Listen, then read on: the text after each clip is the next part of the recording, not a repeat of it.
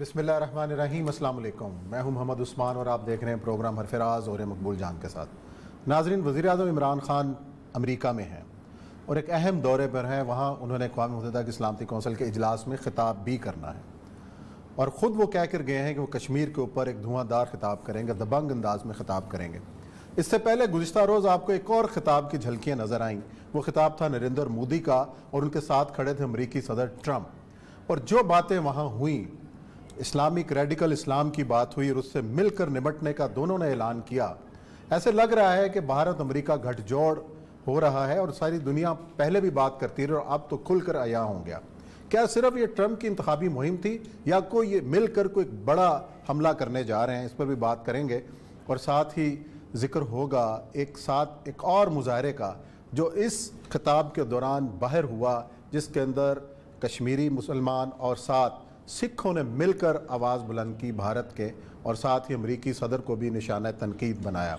और आज फिर अपने प्रोग्राम के आखिरी हिस्से में हम जिक्र करेंगे KPK का, जहां पर्दे के हवाले से नोटिफिकेशन अभी तक बहाल नहीं किया गया। जब तक बहाल नहीं होता हम अपने आवाज़ उठाते रहेंगे और बात करते रहेंगे। और आज हम क्रेडिट देंगे उस शख्सियत को जो आज भी अपने उस फैसले पर डटी हुई है।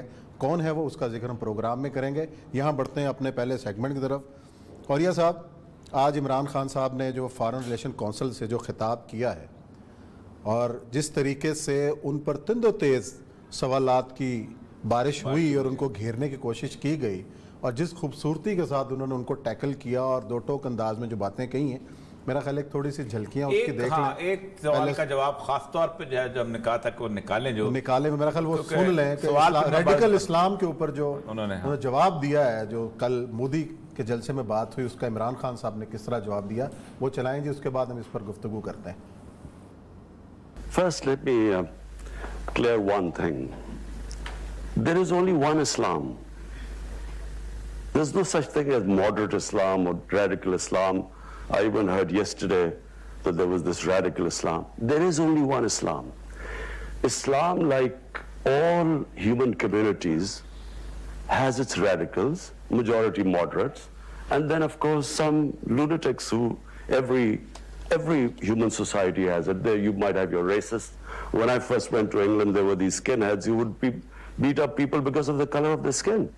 So there is only one Islam, and the Islam we follow is the Islam of Prophet Muhammad sallallahu alaihi wasallam. And that Islam, according to the Prophet, all of us are born children of Adam, so we are all equal, regardless of our color of our skin. That Islam gave complete rights to minorities. In the state of Medina he created, a Jewish citizen wins a case against the Khalifa, the head of state. He loses a case against a Jewish citizen, which means that they were equal citizens if they could stand and win against the head of state. That's the Islam we follow. In my vision of Islam, all human beings, regardless of their religion, are equal. जी, और यह साहब, यह सारा आपने देखें, इस मसले में इमरान खान को 100 में से 200 नंबर दे देने चाहिए। इतना अच्छा जवाब, 100 में से 200 नंबर दे दे। एक्सीलेंट जवाब। मैं एक्सपेक्ट नहीं कर रहा था, जो उससे ज्यादा मेरी एक्सपेक्टेशन से ज्यादा उसने अच्छा आंसर। देखिए, पूरी दुनिया के अंदर, और उसने इतनी खूबसूरत बात की है कि हर सोसाइटी के अंदर जनरली नॉर्मल लोग होते हैं सोसाइटी के अंदर, कुछ उनमें से इंतहा पसंद होते हैं और कुछ उनमें से पागल होते हैं। लुनेटिक्स का लफ्ज़ इस्तेमाल किया और ये हर सोसाइटी में। उसने फिर मिसाल दी कि जब मैं नया नया इंग्लैंड में गया था तो उसके अंदर उस वक्त टिंडों वाले बंदे भी घूम रहे होते थे, गोरे, जो एक आदमी को सिर्फ इसलिए कत्ल कर देते थे कि उसकी स्किन जो थी वो ब्राउन होती थी या काली होती थी। सही। तो क्या वो रेडिकल ब्रिटिश थे या रेडिकल क्रिश्चियंस थे? बिल्कुल। या रेडिकल ज्यू थे? नहीं, ऐसा नहीं होता। मसला इसी तरह यही है कि हिटलर है फॉर एग्जांपल, क्रिश्चियन फेथ रखने वाला आदमी, प्रैक्टिसिंग क्रिश्चियन, सुबह चर्च जाने वाला आदमी, उसने लाखों लोगों को कत्ल कर दिया। तो क्या वो रेडिकल क्रिश्चियन को कभी किसी ने कहा? नहीं, आज तक नहीं कहते। असल मसला यही है कि और उसमें उस बंदे को देख रहा था, जो बंदा सवाल कर रहा था, और ये थिंक टैंक, और ये आज की बात नहीं है, 500 साल लगा के पूरी उम्मत मुस्लिमा के खिलाफ बाकायदा एक तस्वर बनाया गया है। मोहम्मद हसन नदवी साहब कहते हैं कि मैं जिस वक्त गया वहां पर तो ये बच्चों को जो उस मुसलमान की तस्वीर पढ़ाई जाती थी, बच्चों वो तस्वीर ये पढ़ाई जाती कि एक मुसलमान है जिसके हाथ में एक तलवार होती है, उसकी एक बहुत बड़ा हरम होता है और वो ऊंट पे सवार होता है। तो कहते मुझे लोग, मेरे दोस्तों ने जो कि बड़े पढ़े लिखे लोग थे, मतलब जो कि कोलंबिया यूनिवर्सिटी से पढ़े, कहते तुम्हारा ऊंट किधर है? तो मैं समझ मुसलमान ऊंट के अलावा किसी और सवारी को पसंद ही नहीं करता। ये वो लोग हैं कि जिन्होंने मुसलमानों की जो तारीख है ना, उस तारीख को मतलब स्टैनले पॉल ने लिख लिया, मतलब विल डुरैंट ने लिख दिया, मतलब फलां ने लिख दिया, उसने गलाजत मुसलमानों के बारे में लिख दी।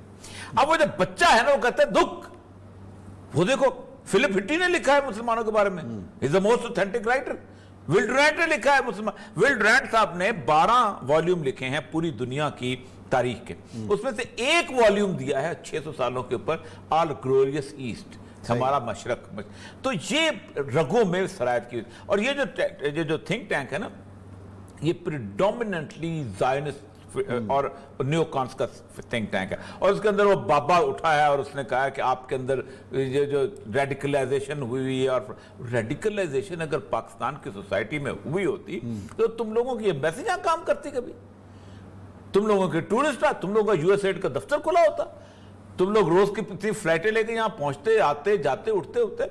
एक बदनाम करना, और एक बहुत अच्छा आंसर था, एंड आई रियली अप्रिशिएट जहाँ उसकी, और पूरी तकरीर में, पूरी तकरीर एक तरफ है, पूरी तकरीर में उन्होंने बातें की है। मतलब उसमें एक बात उन्होंने ये किया है कि हमने अमेरिका का जो है ना साथ दिया, हमने गलती की।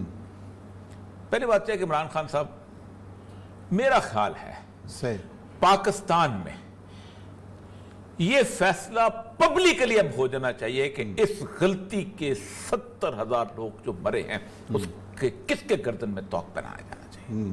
कोई तो जिम्मेदारी ले, जिम्मेदारी लो, हर बंदा खड़ा।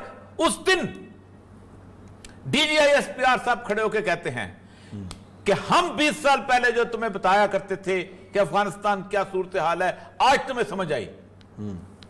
अच्छी बात है, आप बताया करते थे। किसने फिर कहा कि नहीं तुम गलत हो? अगर वाकई अकेले मुशर्रफ का फैसला है तो मुशर्रफ को बाजारों के अंदर घसीटो, गलियों में मेरी नाश को खींचे फिरो कि मैं जादादाए हवाए सरेरा गुजारता। फिर बताओ, इसलिए कि ये जिंदा कौमें, और जिन कौमों ने संभलना होता है वो अपने मुजरिम को आइडेंटिफाई करते हैं, किसी भी इलाके। मसला सर ये आज आप कहते हो और आप फिर इसको साबित भी करो लोगों के। उसकी एक बुनियादी वजह सर, उसकी एक बुनियादी वजह यह है कि उन 70,000 लोगों के लवाहकीन को कम से कम ये सुकून और इत्मीनान हो जाए कि हम बेगुनाह मारे गए हैं। आपने 18 साल पाकिस्तान के हर टेलीविजन के एंकर खड़े होकर कहता हमारी जंग है। अब ये हमारी जंग हो चुकी है। अब ये हमारी जंग कैसे हो जाती है? तुम तो एक आदमी, आपने पैसे ले लिए, फिर आपका भाई मर गया, फिर आपने फिर मजीद पैसे ले लिए और चले, और फिर कहते फिर आपकी जंग हो। कैसे जंग होगी भाई? ना मेरा इलाका उसके अंदर डिस्प्यूटेड, ना मेरा नजरिया उसके अंदर डिस्प्यूटेड, ना मेरी कोई और किस्म की कैफियत उसके अंदर डिस्प्यूट। मेरा झगड़ा ही नहीं था। 9/11 मेरी सरजमीन पे नहीं हुआ था, मेरी सरजमीन पे इल्जाम भी नहीं था उसका।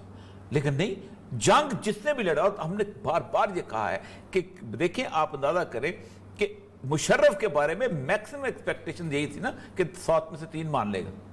जॉर्ज टेनन की एक्सपेक्टेशन ये थी, जो CIA का चीफ था, लेकिन 7 के 7 मान लेंगे। बहरहाल उसके बाद उन्होंने एक दो चीजें और भी कही है कि मैं पीस लविंग हूं और सब कुछ, लेकिन जंग नहीं चाहते। जंग के खास तौर पे कोई कश्मीर के हवाले से जो उन्होंने बात कही, उसको अमेरिकी इंतजामी ने सराहा भी, और अब भी उन्होंने कहा कि जंगों से मसला हल नहीं मसला ये है ना, लेकिन मसला हल हो कैसे? मतलब सर सुनवाइएगा, लेकिन जंग का तो ऐलान हो चुका है। उधर अब ट्रंप के और मोदी का शॉट सुनाए, ट्रंप का शॉट सुनाए। जंग का तो ऐलान हो चुका है, अब तो हमने पार्टिसिपेट करना है। हाँ, सुनाए जी जरा, ट्रंप साहब ने क्या कहा और मोदी साहब ने क्या कहा। देश के सामने 70 साल से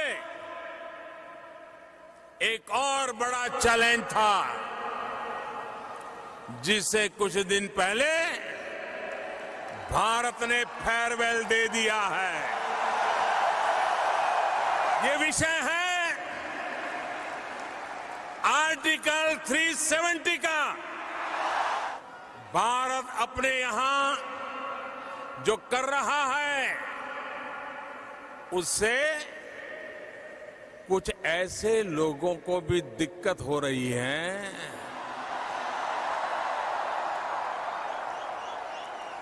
जिनसे खुद अपना देश संभल नहीं रहा है। इन लोगों ने भारत के प्रति नफरत को ही अपनी राजनीति का केंद्र बना दिया है। ये वो लोग हैं जो अशांति चाहते हैं, आतंक के समर्थक हैं, आतंक को पालते पोसते हैं। उनकी पहचान सिर्फ आप नहीं, पूरी दुनिया अच्छी तरह जानती है। मैं यहां पर जोर देकर कहना चाहूंगा कि इस लड़ाई में प्रेसिडेंट ट्रंप पूरी मजबूती के साथ आतंक के खिलाफ खड़े हुए हैं।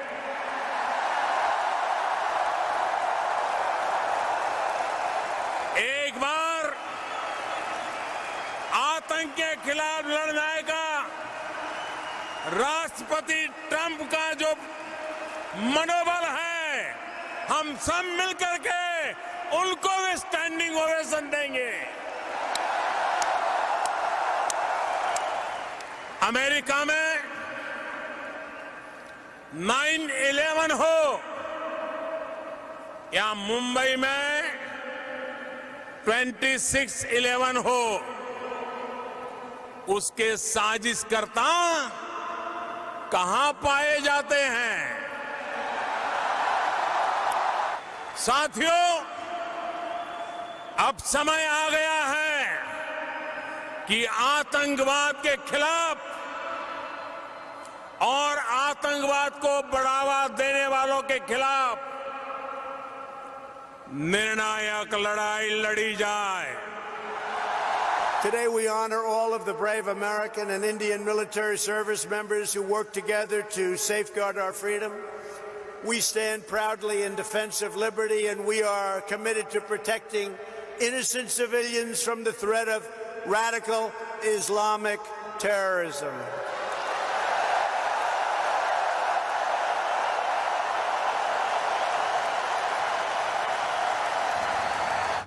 और ये सब ऐलान जंग तो कर दिया, अब कौन सा ऐलान जंग मुझे करना हंसी आ रही है, मुझे हंसी आ रही है। एक शिकस्त खुर्दा शख्स डोनाल्ड ट्रंप कहता ऑल द ब्रेव अमेरिकन, वो ब्रेव अमेरिकन जो कुत्ते की तरह यहां से भागना चाहते हैं। 22 सिपाही जिनके रोज खुदकुशी करते हैं, 22 American veterans commit suicide every day, 300 deaths, रोज लाशें, 300 की इस वक्त अभी जो उठा रहे हैं 300 लाशें, वरना 45 की एवरेज उठाते हैं। 7 लाख के करीब पागल हो चुके हैं, पोस्ट ट्रॉमेटिक स्ट्रेस सिंड्रोम, जिनके ऊपर 61 बिलियन डॉलर सालाना जिनके अस्पताल का खर्चा अमेरिकन उठाते हैं, जिनमें से कम 3.5 लाख होमलेस हो चुके हैं अमेरिका के अंदर। रात को किसी को बीवी ने निकाल दिया तो तुम पागल हो चुके हो, किसी को वालिदैन ने निकाल दिया तुम पागल हो चुके हो।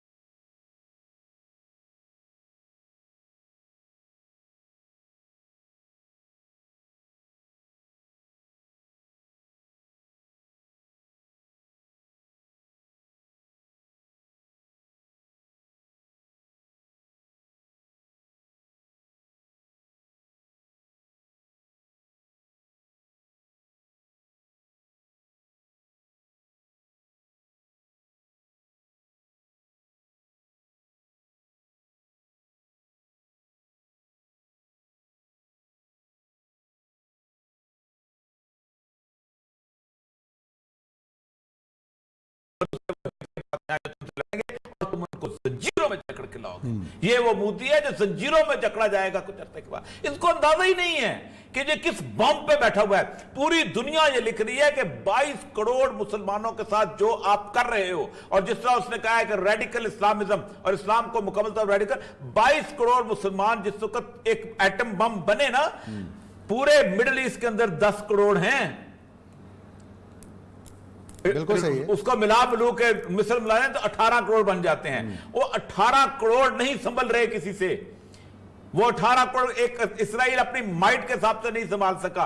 और सीसी कितना बड़ा आया ना, अब शुरू हो गए इसके खिलाफ हंगामे, शुरू हो गए, लाखों लोग बाहर आ गए। ठीक, वो तो ये 22 करोड़ जिनका ना तुमसे को खून का रिश्ता, जिनका ना तुमसे मजहब का रिश्ता, जिनका ना तुमने उसको कोई माची रिश्ता, जिनको तुमने 70 साल तक जिल्लत और रुसवाई का तौक बनाया, वो जैसे एटम बम बने, तुमको तो समझ नहीं आएगी। ये क्राउड जो कॉर्पोरेट कल्चर का क्राउड होता है, जो माइक्रोसॉफ्ट में काम करने वाला, जो दुकान पे बैठने वाला, जो दुकानें बंद करके खौफ से कांपने वाला, ये क्राउड लड़ने वाला होता है।